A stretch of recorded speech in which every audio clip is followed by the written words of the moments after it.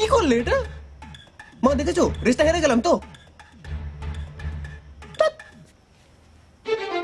একটু জ্ঞান গুণই নেই তোমার।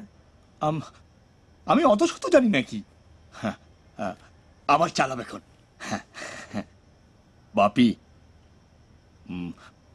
বলছি একবার যেতে হয় তো।